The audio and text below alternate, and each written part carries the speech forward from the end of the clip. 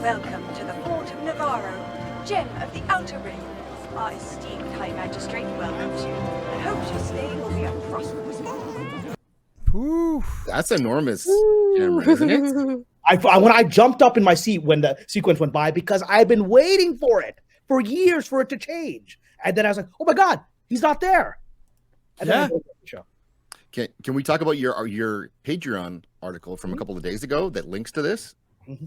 Yeah, well, I mean, it's all part of it. I mean, it's all part of the thing. And before we talk about any of this, I think, yes, I just want to say I understand the incredible pain we've all been through, and it's very hard for people to emotionally accept that things are changing, because you're like a dog that's been kicked. You're like an abused dog that's been abused by. So you all see these rescue dogs, right? And they're all skittish and terrified of people, and no matter how much you show them love, it takes them a long time to trust you. Yep. You are that abused animal. Yeah. So I understand. But there are changes. They're making those changes clearer and clearer visually, and in things that they're saying, and now in the things that are leaking out. And that's where we can transition. Well, I wanted to say just about the episode that I didn't, it was kind of just there for me. And it was, I think that my experience of this show, this season so far, it's been damaged by some of the other stuff that they've been showing us. And for whatever reason, I watched Andor recently, and I really liked Andor because I didn't have any expectations for it, and it felt like EU style Star Wars to me, where there isn't Jedis, but it didn't have to be. It was sort of normal people on the ground level, and so just the look of this show reminds me so much of like Book of Boba Fett. Yeah, it took me a while to get back, but when I run through it, there was nothing wrong with the episode. The helmet stuff is the big sticking point that it drives me nuts. It's just what happened with the helmets? Because I'm kind of out of the loop. Like, I knew when Disney was going to buy Star Wars, I'm like, this is the end. And I told people, and I went to the celebration in Anaheim, listened to Dave Filoni give his spiel about, I love the Clone Wars. Like, we're not going to keep doing it after Disney, blah, blah, blah. And I'm like, good for you. I enjoyed the original Clone Wars series. I like the kind of mix of adult themes and stuff in it. Then he cucks to Disney and does like Rebels, and I'm like, okay, get out. And I did see like the first two movies, and I saw Rogue One. I liked Rogue One quite a bit. I just like it on it. And then when they ditched the EU, I mean, yeah, I mean, when she said there was no books, nothing to reference, like you can't let that ever go. But the Force is female. But think about this, right? She's like Marie Antoinette in the sense that when Marie Antoinette said, "Let them eat cake," she wasn't being cruel. She didn't know that French peasants who were hungry didn't have cake. Right. They didn't have bread. She said, if they don't have bread, well, they have cake. I mean, I've got bread and cake, and I've got lovely things in my beautiful house. She just didn't know that average people didn't have cake. So, Miss Kennedy didn't know there was an EU. I don't think she knew there were books. I don't think there was anything. Oh my God, I know. I went to the library today and I saw this car that had a license plate, and it said, it's like long live like Ben Solo or something. Oh, It's just like, no, that was the saddest book. Like when he dies of Chewbacca. Oh my God. Well, good thing is Ben Solo is no longer in the opening credits, people. Yeah, yes. Done. You know, a funny thing you said with Rebels, they had like a nod to Rebels in this episode too, where when they're going through light speed and there's those whales, squid whale things that took Ezra. Oh God, Ezra! Oh, I hated that character. Oh my God. So was that like just a little nod to him, or they? Guys. Because my brother-in-law was watching it. I'm at my sister's home right now. I was watching it. And my brother-in-law, and he's very much a Rebels geek. He loves that show. And so when they're going through hyperspace, there were hyperspace creatures that Grogu was seeing, and apparently those are all references to Ezra. Yes, with those hyperspace creatures. So they're setting that up, right? Yeah, that's what took him and Thrawn. Of everything. Yeah, that's what took him and Thrawn away. Like that's where they're gone, and that's what took them to either a different place, time, dimension. We don't really know, but it was like either a nod or will there be an Ezra? I think they'll wait to, there'll be an Ezra spinoff. I guarantee. Well, it's what's her name? Filoni's favorite pet. The chick, the Mandalorian chick. I don't know what's her name. Oh, Ahsoka. Ahsoka. They'll wait for the Ahsoka show. They'll wait for the Ahsoka show to show that, but I think it was just a nod to it. But it was kind of funny that they added that. I liked Ahsoka, like in the original Clone Wars one, when she goes and she tells off the Jedi Council and she says, like, you're stealing children and you guys aren't, like, any force for good, and She was I was fantastic. like, yeah, Yes. this is the kind of gray area I always wanted to see in So, Star can I Wars. share the Like, story? So can I share the story? Right? Yes, go for it. Story It's time. related to this, okay? So one of my great regrets is I was up for the job of head writer of Clone Wars when they were developing the concept years ago. What? Nice. I went What? through the interview process. I got through the interview process, and I met with Dave Filoni and one of the top executive producers. This is still when Lucas was running it, right? Wow. So this would have been like early 2000s. He made the sale to Disney in 2012. This would have been 2009, 2010.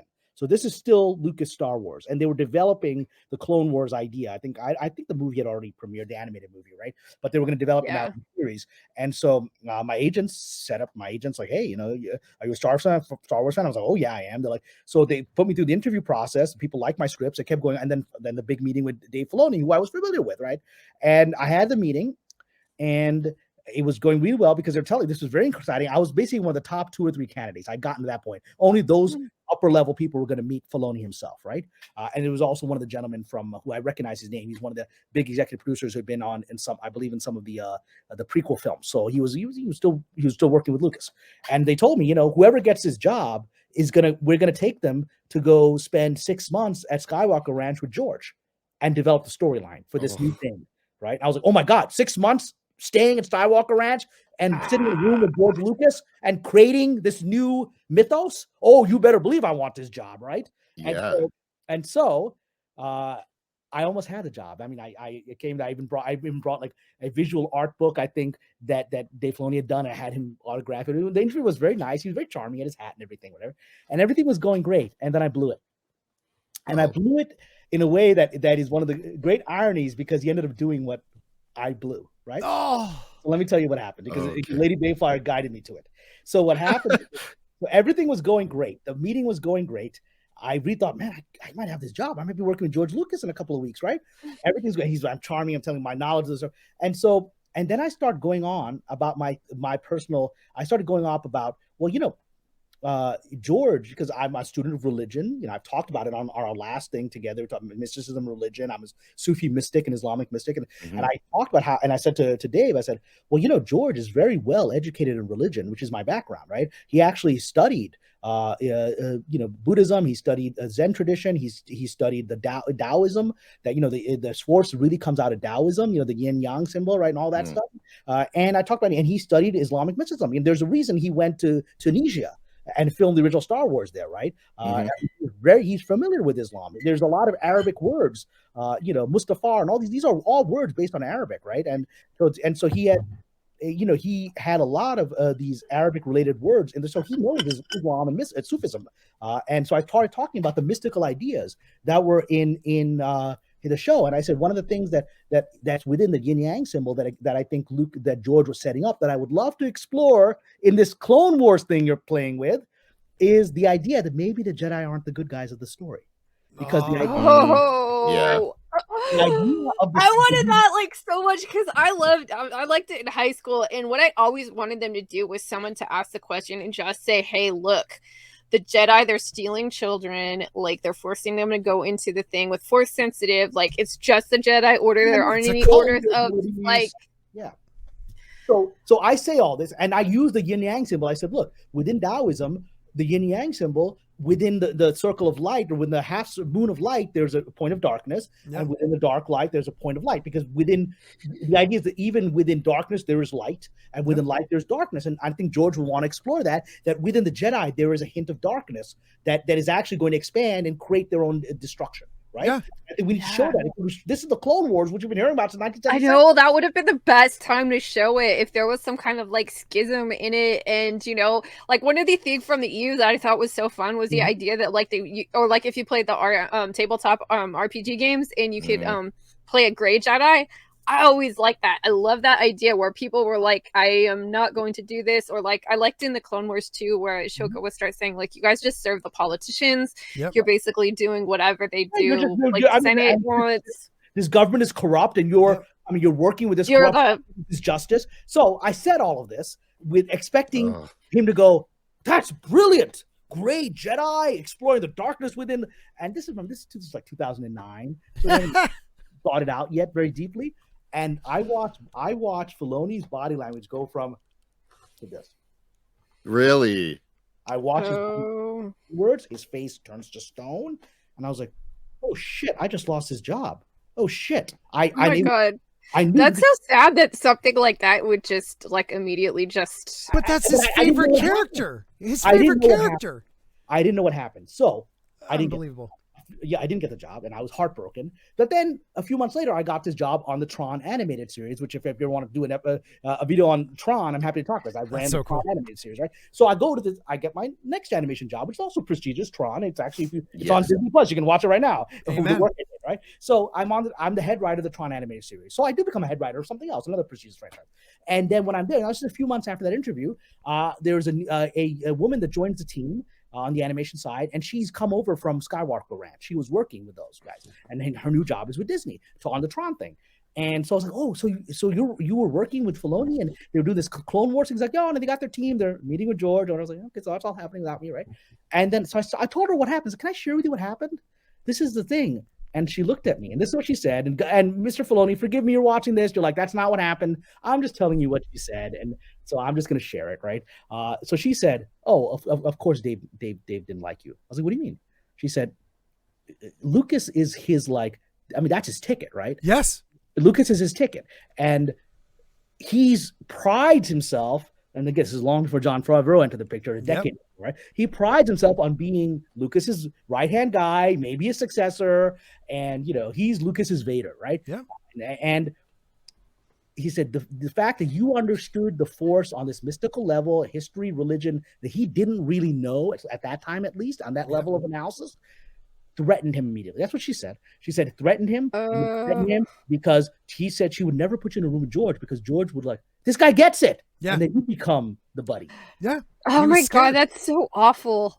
And then, but years later, they evolve the show exactly the direction that I said. Yes. Which is the gray Jedi, and maybe the Jedi aren't heroes, and maybe they're corrupt. But that's the best part. His favorite character took your idea. He used his favorite character to show that irony in the Jedi, which that's even worse. Like, he took your idea and then made his favorite character the one that proves it.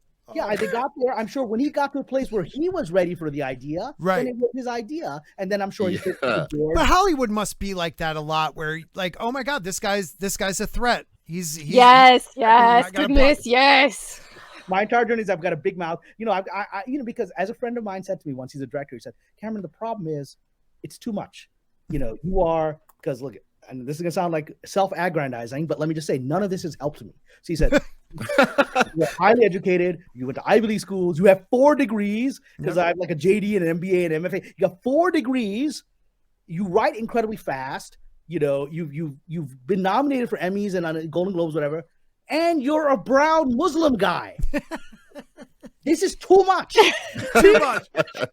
Check too many boxes. What they want on any level. You threaten them on every level. If you're a white dude, it's too much. And then you're the brown dude. That's even worse. And then you're the Muslim guy, you don't like the religion. That's even worse. He's like, it's too much. And that's been my experience. Like, the moment they were like, oh, you're really good at this, you're done. Yeah. You just said it to the wrong person. You should have waited that moment you met George, and then you go, bam. And you drop it. I'm this person. I'm an enthusiastic, honest person, and that has not helped me.